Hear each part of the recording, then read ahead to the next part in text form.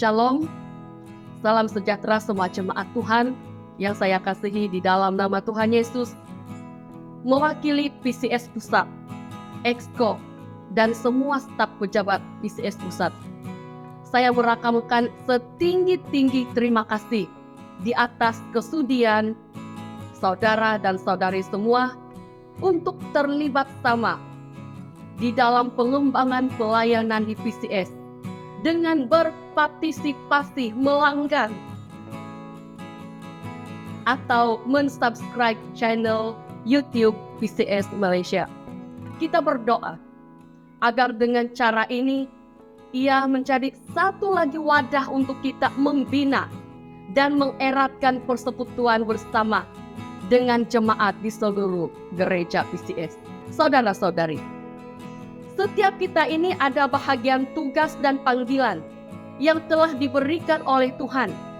Dan untuk memenuhi tugas panggilan kita diberi kapasiti atau kemampuan oleh Tuhan untuk berkarya melakukan kehendak Tuhan.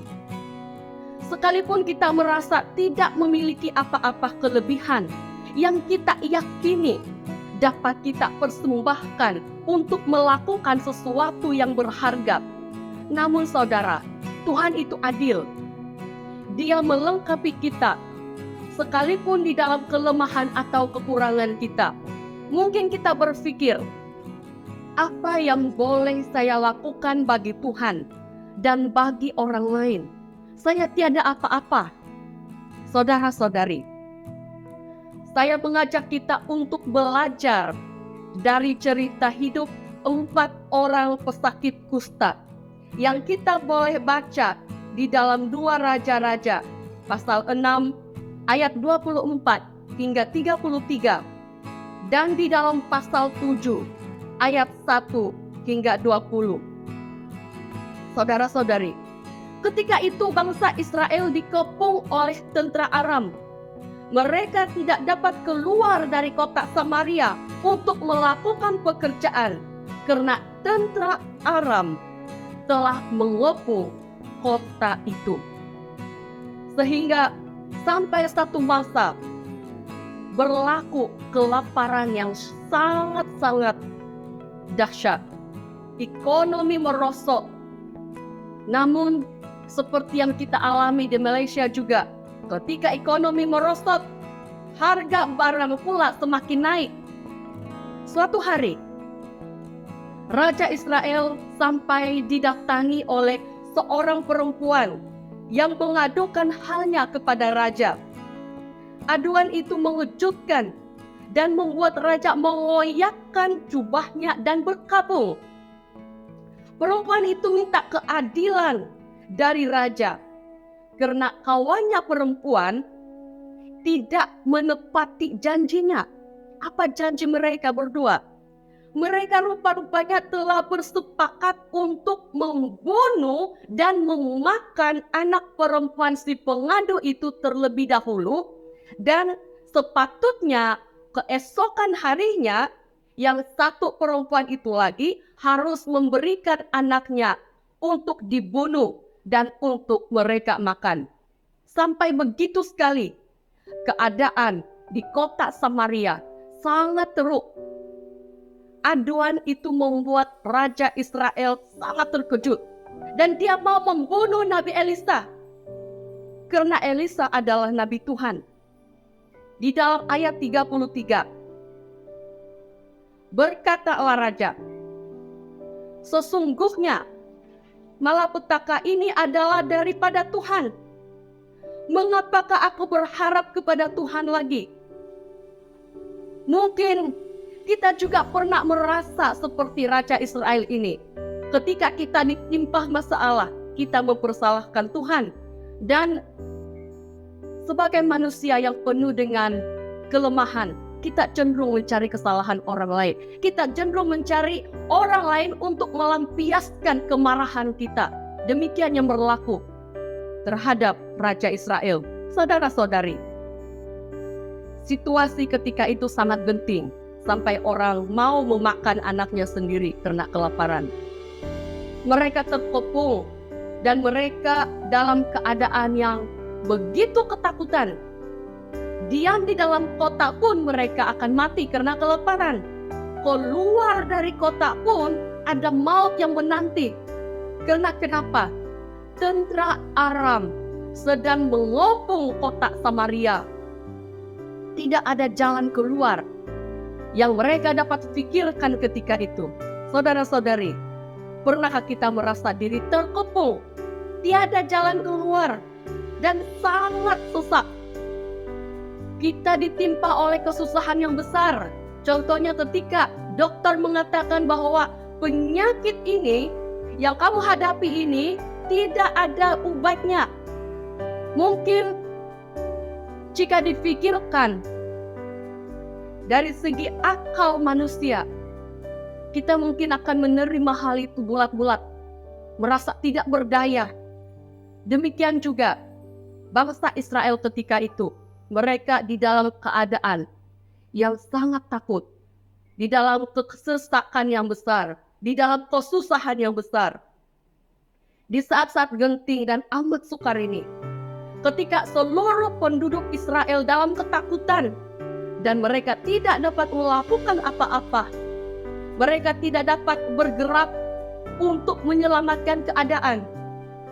Ada 4 orang pesakit kusta yang berada di depan pintu gerbang telah mengambil tindakan yang berani. Mari kita baca di dalam ayat 3 hingga 4. 4 orang yang sakit kusta ada di depan pintu gerbang. Berkatalah yang seorang kepada yang lain, "Mengapakah kita duduk-duduk di sini sampai mati? Jika kita berkata, baiklah kita masuk ke dalam kota, padahal dalam kota ada kelaparan, kita akan mati di sana. Dan jika kita tinggal di sini, kita akan mati juga.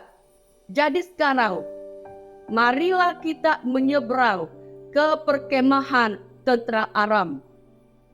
Jika mereka membiarkan kita hidup, kita akan hidup. Dan jika mereka mematikan kita, kita akan mati." Saudara-saudari, 4 orang kusta ini adalah golongan yang ditolak. Dan mereka tidak boleh bergaul dengan masyarakat, sekalipun dengan keluarga mereka sendiri. Di dalam Imamat pasal 13, ayat 45 hingga 46. Orang yang sakit kusta harus berpakaian yang cabik-cabik, rambutnya terurai, dan lagi ia harus menutupi mukanya sambil berseru-seru, "Najis! Najis!" Selama ia kena penyakit itu, ia tetap najis. Memang ia najis. Ia harus tinggal terasing di luar perkemahan. Itulah tempat kediamannya. Saudara-saudari, pesakit kusta ini sangat kasihan. Mereka dijauhi dan mereka harus menjauhkan diri dari orang lain. Bahkan agar supaya mereka diketahui oleh orang lain bahwa mereka ini sakit kusta, mereka harus berseru sambil menutup muka, "Najis, najis." Mereka memberi peringatan kepada orang lain bahwa jangan mendekati mereka karena mereka najis. Kalau dulu masa PKP dan COVID-19 belum ada vaksin, asal kita dengar orang kena COVID, kita sudah berjaga-jaga. Bahkan perjalanan orang itu pun disiasat oleh pihak hospital. Kemana saja orang itu berada akan disusuli dengan sanitasi. Orang yang kena COVID itu harus dikuarantin. Mungkin kita juga sempat merasa dikuarantin karena dicangkiti COVID atau dicangkiti COVID. Ada orang yang tidak dapat menerima kenyataan dan terjadilah tekanan emosi yang berat dan seperti yang kita pernah dengar sampai ada orang yang bunuh diri. Saudara-saudari, 4 orang pesakit kusta ini mengambil keputusan untuk bergerak dan tidak tinggal diam. Mereka bergerak dan tidak tinggal diam. Mereka memutuskan untuk pergi ke perkemahan tentara Aram dan lihat apa yang terjadi. Ketika mereka sampai ke perkemahan tentara Aram, tidak ada satu orang pun berada di sana. Tetapi ada banyak makanan dan minuman. Ada kuda dan keldai yang tertambat. Ada emas dan perak serta pakaian yang ditinggalkan begitu saja. Saudara-saudari, rupa-rupanya ketika 4 orang pesakit kusta ini berjalan pergi ke arah perkemahan tentara Aram, menurut ayat 6, sebab Tuhan telah membuat tentara Aram itu mendengar bunyi kereta, bunyi kuda, bunyi tentara yang besar, sehingga berkatalah seorang kepada yang lain, sesungguhnya Raja Israel telah mengupah raja-raja orang Het dan raja-raja orang Misraim melawan kita, supaya mereka menyerang kita. Karena itu bangkitlah mereka, melarikan diri, menyelamatkan nyawanya. Saudara-saudari, langkah 4 pesakit kusta itu tiada apa-apanya. Tetapi langkah iman mereka telah menggerakkan kuasa dari sorga untuk berperang memerangi hati tentara orang Aram, sehingga mereka bertempiaran lari. Mereka diliputi dengan ketakutan yang luar biasa sehingga mereka lari dari tempat perkemahan mereka. Hasilnya, bangsa Israel yang sebelumnya terkepung, kelaparan dan ketakutan, Tuhan telah selamatkan melalui langkah iman 4 orang pesakit kusta ini. Saudara-saudari, bagaimana dengan kita? Mari kita melihat diri kita, keluarga kita, masyarakat kita, bahkan gereja kita.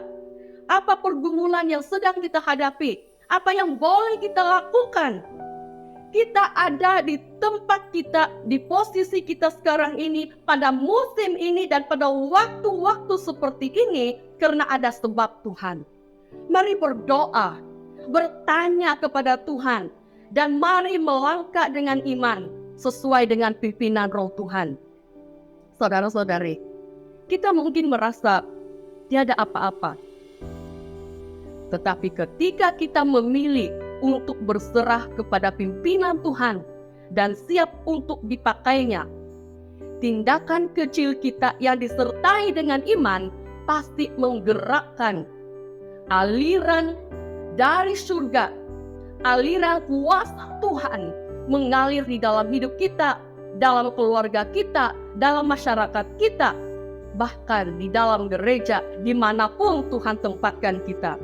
Jika Tuhan boleh memakai langkah iman 4 pesakit kusta ini, tiada mustahil juga Tuhan boleh melakukan yang luar biasa melalui hidup kita. Tuhan boleh pakai keadaan apapun, sekalipun masa lalu kita yang kelam, Tuhan boleh pakai untuk menjadi berkat. Sekalipun kita terlantar sakit, itu pun Tuhan boleh berkarya agar melalui ketekunan kita, nama Tuhan dipermuliakan dan kita menjadi berkat bagi orang lain. Dan sekalipun orang yang ada di dalam penjara, ketika orang itu menerima Tuhan, menyerahkan hidupnya kepada Tuhan, Tuhan dapat berkarya sangat ajaib sekalipun di dalam penjara. Tuhan boleh mengubah hidupnya, dan seterusnya orang ini boleh menjadi agen perubahan sekalipun berada di dalam penjara. Tidak ada satupun perkara yang Tuhan tidak boleh lakukan. Mari lakukan bahagian kita dengan setia. Sekalipun dalam keadaan susah atau senang, dalam keadaan kita tertawa atau ketika kita menangis sekalipun, lakukan bahagian kita dengan setia. Maka Tuhan juga akan melakukan bahagiannya.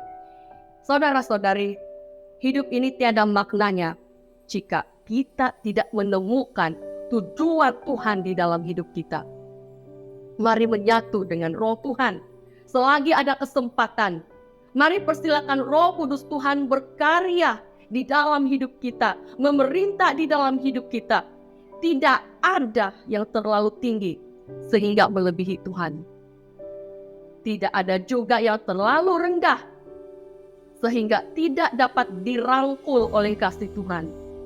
Mari berserah kepada Tuhan dan lakukan bagian kita dengan setia. Tuhan Yesus memberkati. Mari kita berdoa. Oh Tuhan Yesus, terima kasih. Berkat Tuhan yang tidak berkesudahan di dalam kehidupan kami. Kehidupan kami ada pelbagai keadaan. Kadang-kadang kami jatuh, kadang-kadang kami bangun dan jatuh lagi. Kadang-kadang kami lemah, kadang-kadang kami sakit. Tuhan, di dalam segala keberadaan kami ini, kami mau datang kepadamu. Kami berdoa Tuhan, seperti mana 4 pesakit kusta ini dipakai oleh Tuhan untuk menggerakkan kuasa Tuhan, sehingga membuat musuh tentara Aram bertempiaran lari. Pada hari ini Tuhan, kami berdoa, dengan seadanya kami ini Tuhan, kami persembahkan hidup kami kepada Tuhan. Dan kami percaya, seadanya kami ini, Tuhan dapat melakukan yang luar biasa, yang menurut kehendak Tuhan. Beri kami hati yang setia, beri kami hati yang takut akan Tuhan, percaya kepada Tuhan. Terima kasih Tuhan Yesus, selama kami masih hidup, kami mau mengerjakan bagian tugas panggilan yang telah Tuhan berikan kepada kami. Pimpin kami Tuhan untuk menjadi berkat bagi orang lain dan mendatangkan hormat kemuliaan bagi nama Tuhan. Di dalam nama Tuhan Yesus kami sudah berdoa. Amin.